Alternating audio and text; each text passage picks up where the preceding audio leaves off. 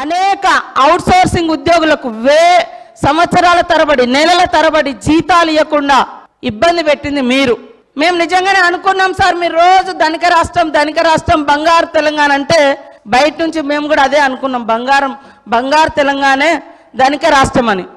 ఇవాళ మీరు ధనిక రాష్ట్రం ఇచ్చిపోతే మేమే మొత్తం అప్పులు చేసి ఇచ్చిన వాగ్దానాలు అమలు చేయనట్టుగా మరి మీరెందుకు అమలు చేయలేదు? మేము 6 గ్యారంటీలు ఇస్తే మేము 500 గ్యాస్ సిలిండర్ అంటే మీరు 400కే ఇస్తామన్నారు.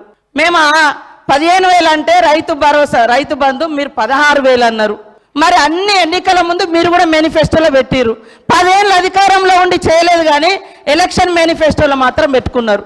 అంటే మీరు మోసం చేద్దామని కదా, మీకు వ్యవస్థ తెలిసి కూడా. మేము బయట నుంచి మా ప్రభుత్వం ఆశతోటి నిజంగా ప్రజలకు బాగా చేయాలని మా ప్రభుత్వం ఇవన్నీ పెట్టినాం. మాకు టైం ఉంది, ఇంకా మాకు టైం ఉంది చేసుకోవడానికి. మీరు 10 ఏళ్ళలో చేయలే కదా.